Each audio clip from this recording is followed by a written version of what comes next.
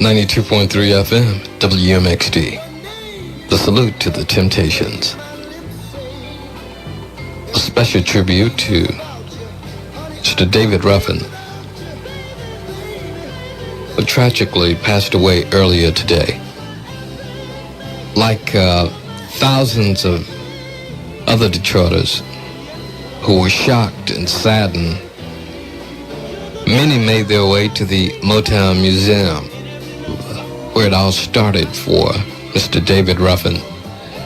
When I went there today, TV camera crews were there. People were just stopping by the Motown Museum right off of Grand Boulevard, as if it were a shrine, which it is very much a shrine, to all of the Motown stars and to all of the things that Motown meant to the world. These artifacts are embodied there at the Motown Museum. The founder of the Motown Museum, Mrs. Esther Edwards, was there. She was nice enough to talk to me, spent a few hours talking to me about the Temptations, about David Ruffin when he first joined the Motown stable and how he got there. And I asked her if she could talk with me later on tonight, and she graciously accepted, and we have her on the line right now. Hello, Mrs. Edwards. Hello, Mojo. All right, how are you today? Well, I'm just fine, considering the sadness that we have for, hearing about the death of David Ruffin. But everything is fine otherwise. David Ruffin came up to Detroit from Meridian, Mississippi. Is that correct? Yes, that's right. How did he get to Motown? Well, actually, when I think I was talking with my sister Gwendolyn Gordy Fuqua, and Gwendolyn owned Anna Records, and it seems that a friend of David's brought him to Detroit and brought him over to Anna Records, and because there was a flat over her company on St. Antoine and Farnsworth, David stayed there, and Gwen signed David to a recording contract, and he had a couple of records on Anna, and then subsequently she steered David over to Motown, to Barry's company, Motown Records.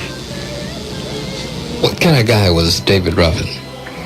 Well, David, in those days, I knew David. He was quiet-spoken and, just a nice person, and very talented always. And when he joined the Temptations, he fit the group perfectly. The guys were handsome and very much together, and just a kind of a unified group. And David fitted in just fine. And the first hit recording that the Temptations had, David Ruffin was a part of that group. And I think it was about 1963 when David joined the Temps. And their first hit was The Way You Do the Things You Do. Of course, Eddie Kendricks was leading it, but it was David and Melvin and Otis and Eddie. We were talking earlier about how they got along as a group. You had mentioned that Paul Williams, I'm sorry, I left Paul out. Mm-hmm. You were mentioning how they got along as a group, how they always tried to look out for each other, and they very much acted like an organization. Yes, that's correct. Yes, they monitored each other's activities, and they had their own ground rules and their codes, of ethics, and they just, they fined each other for being late or different things. They really was a together group, and they wanted to look good, and they wanted to be the best, and they worked hard and they practiced hard, and they were not overnight successes. It took about 4 years. David was not one of the original members, but he joined the group in '63, and of course they had not had any hits up until that time. And after the way you do the things you do, the Temps never looked back, and they were just a group that was an idol to many young men across this country and even in foreign countries. They had their style and they had their synchronization, and they were just great to look at. David was a real lead singer. In fact, so many of the Temps could sing the lead, and they were unique. They were different, and they were just exciting, wonderful group, and they still are today, really. We're speaking with Mrs. Esther Edwards, the sister of Berry Gordy, and the founder of the Motown Museum. What would you say, what did David Ruffin bring to the group that wasn't already there? Or maybe it was there, and maybe his presence brought it out even more? Well, I think David, on stage, David brought probably some additional excitement and a different kind of excitement, you know. The Temps had, you know, great voices and great harmony, and they were good dancers. Paul Williams, I think, was like their choreographer, so to speak. And they would come up with these steps, and of course in the Motown Artist Personal Development Department, Charlie Atkins helped them to synchronize those steps, but they could really dance, they could do the Temptation Walk. But David added, I think, some more excitement to the dance, and did some little extra things. Off stage, I knew David is kind of quiet-spoken and not having a great deal to say. In those early days, he was a member of the Temptations from 1963 to about 1968, when he still stayed at Motown, but he became a solo act. Until about 79, I believe it was. And that's when he went to Atlantic Records. But he rejoined the Temps in 1982 for this reunion LP, which is a classic LP. It certainly is. As the founder of the Motown Museum, at a moment like this, with the loss of such an incredibly talented entertainer such as David Ruffin, I would be remiss not to say that the world is indebted to you, because you've single-handedly taken on the project of putting a museum together, enshrining all of the artifacts and the things that made Motown Records happen. And I was in there and I saw the original uniform that this group wore on stage. I guess they must have worn it during one of the Motown reviews. Oh, yes. Yes. When you first started putting this together, how did that come about, putting a museum together? Well, I want to say that I haven't quite done it single-handedly, because there's some wonderful volunteers that help out in the museum. I couldn't do it otherwise, and we have a few very dedicated staff members. But the idea, the museum just kind of started evolving around me when the Motown headquarters moved out to California, and we moved from the building downtown on Woodward Avenue. Then the Hitsville USA house that had the recording studio had been operable, and the recording sessions were still going on 24 hours a day from 1959 to 1972. That house, Hitsville, USA, at 2648 West Grand Boulevard there, a little west of Henry Ford Hospital, became the Detroit branch office in 1972 when the headquarters moved to Hollywood, California. And I became I was senior vice president of the company, and so I stayed there and to oversee the Detroit operation. And people would just show up on the doorstep. They would come mostly from the foreign countries. And one day I looked out, and it was like the whole British Navy was out there, all these young men in white and with this accent, and they had just docked in Toledo and took a bus to come over to see where it all began. Where did Diana Ross, Stevie Wonder, Smokey Robinson, Marvin Gaye, they called him, where they started, and they were just amazed. And it was just, and they treated it like it was a shrine, as did so many other visitors, mostly foreign visitors.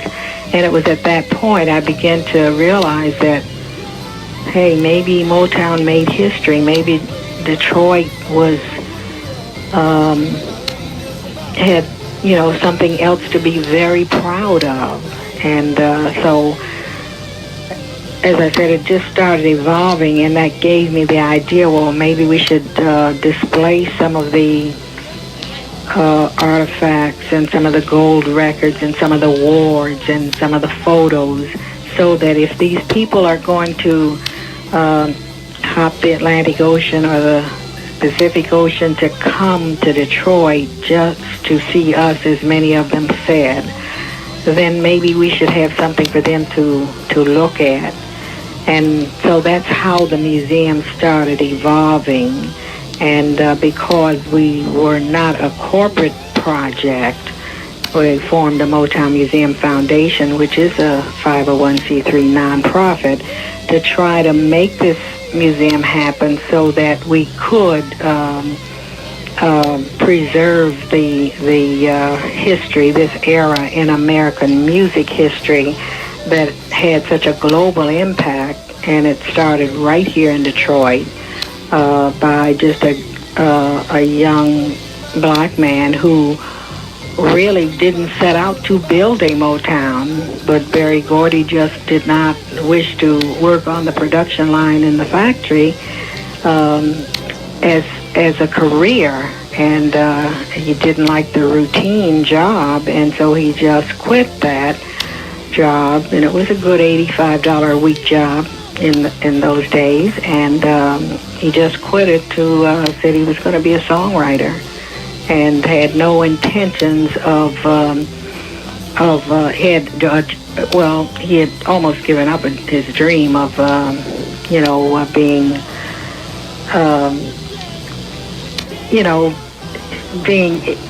making $1 million. That's what he always, when he was young, he always said he wanted to be a boxer, because he'd hear about these $1 million gates and things like that, you see. So he just thought he'd be a songwriter, and he didn't know that was a great deal of money or anything like that. And one thing led to another, and that's the way Motown got started. And it seems that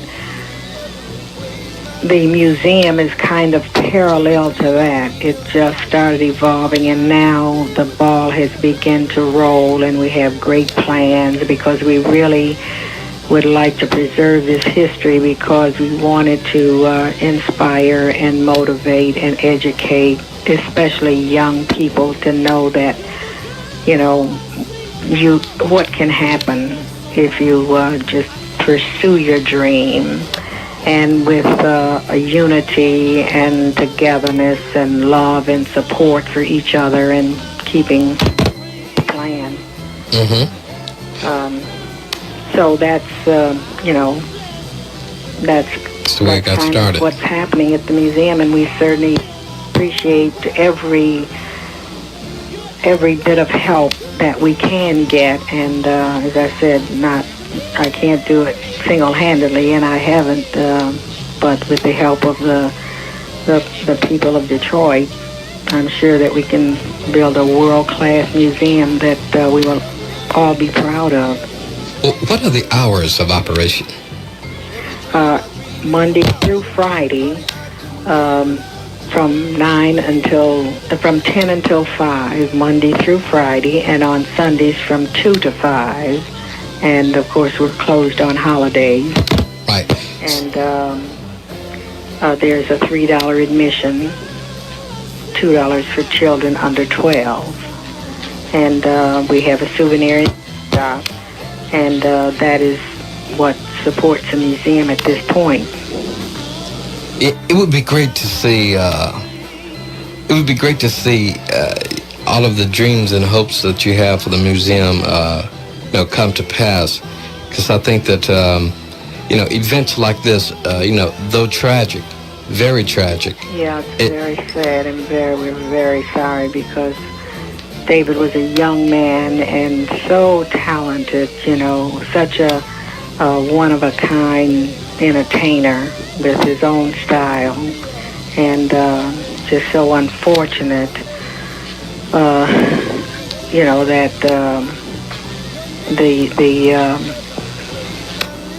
the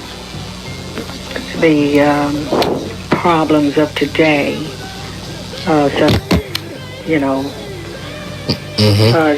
the drugs and so forth. It's just too bad. It's just really saddening that young people have to be exposed to that kind of possibility. Well, with the museum, at least all of the David Ruffin fans tomorrow, Temptations fans, they can walk in the footsteps of giants because of your efforts to preserve, this great facility.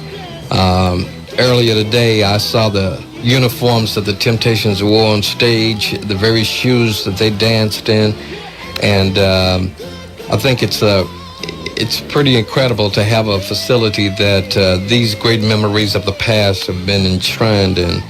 And I think that, the world owes you a standing ovation for making sure that these things were preserved and are still being preserved. Well, thank you, Mojo. Thank you very much. And I'll see you tomorrow at the museum. All right. I'll certainly look forward to seeing you tomorrow. And thanks a million. And thank you very much for your time. All right. This is WMXD. We've been speaking with Mrs. Esther Edwards, the sister Berry Gordy, the founder of the Motown Museum, sharing some memories on Mr. David Ruffin. You're listening to the tribute to Mr. David Ruffin and the Temptations. In just a few minutes, we'll be talking with Miss Gwen Gordy Fuqua. When David Ruffin came from Meridian, Mississippi, the first label he signed with was Anna Records. And we'll be talking with Miss Fuqua in just a few seconds on 92.3 FM and the continuing tribute to Mr. David Ruffin. 92.3 FM, Electrifying Mojo. And our continuing tribute to Mr. David Ruffin. On the line right now is Miss Gwen Gordy Fuqua, who owned Anna Records, and at that time was introduced to Mr. David Ruffin. Hello, Miss Fuqua. Hello. How are you tonight? Oh, a little sad and a little shocked. How are you? I'm doing fine. And about the same situation, I guess the whole city of Detroit right now, and perhaps the world, is in shock because David Ruffin was definitely a very respected entertainer course, you saw all of that a long time ago, long before the world saw it, and you were very instrumental in bringing the talents of David Ruffin to the world. When he was first introduced to you and brought up from Meridian, Mississippi, let's talk about that. I love David very much. A friend of his named Eddie, I don't remember his last name at this particular time, but he brought David to me. At the time I had Anna Records. And he said that, hey, I brought this boy from Mississippi. He says, but I don't have any place to keep him, and I don't know exactly what to do with him. He says, but I brought him to you. He said, because I heard a lot of nice things about you. He says, I met you a time or two. He says, you probably don't remember me. He says, but, I want you to hear him. So he says, but the only thing about it, he says, I don't have a place for him to live. So I said, well, okay, we'll hear him. So, of course, I heard David, and I thought he was really a superstar. And he really was, he's so energetic. He was young, and he really wanted to be in the entertainment business. And he seemed like a very nice person. So, of course, over Anna Records, my dad owned a building there on Farnsworth and St. Antoine. We had two family flats. So then David, as a lot of the other artists, stayed there. And, of course, I signed him to management, and then we just rehearsed. We did a lot of rehearsing. But every rehearsal that he had was just like a performance on the stage. And I thought he was going to be a super talent, which he turned out to be. Okay, and from Anna Records, he went to Motown Records. Yes, he went to my brother Barry, as most of the artists from Anna Records, because Barry and them were on the big move, and they came from Anna Records and went to Barry. When David was first introduced to you, and you were basically taking a look at other talent that was also being introduced to you at the time, what was it about him just said, okay, well, this one I think we should sign? And how does it feel when you make those type decisions and you have it turn out to be so overwhelmingly right? When David was first introduced to you, as was a lot of other entertainers, what was it about him that said, yep, that one is going to be one of the big ones? Well, because he was really into it. He wanted to be a superstar. He wanted to be the best. A lot of times, people that have a great or a good voice, they just perform and they do. But he always was one of the ones that overdid. In rehearsals, he was just like he wanted to be the. He wanted to be the. He would rehearse. Everything that you saw him do on stage almost was the way he rehearsed. And of course we did a little grooming, and we did a lot of things with him, but he had it in him. He wanted to be there, and he worked very hard, and there was never a time that he could rehearse for 8 hours if that's what it's called for. Mm-hmm. He was just there, and he just was there for you, and he wanted to be there, and he wanted to be in front of the public. He loved people. He was just a great personality and a great fellow. We're speaking live with Miss Fuqua, Gwen Fuqua in California, and she's in California right now, and she was nice enough to talk to us on the phone, and that we're doing the David Ruffin tribute. One last question.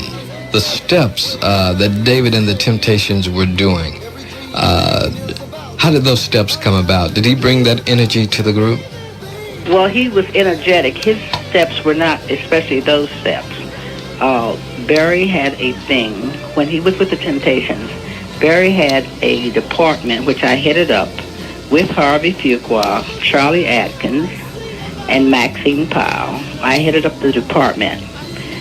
And of course, they got their choreography from Charlie Atkins. They got a lot of the things from Harvey, and it was just all about everybody that was in that department.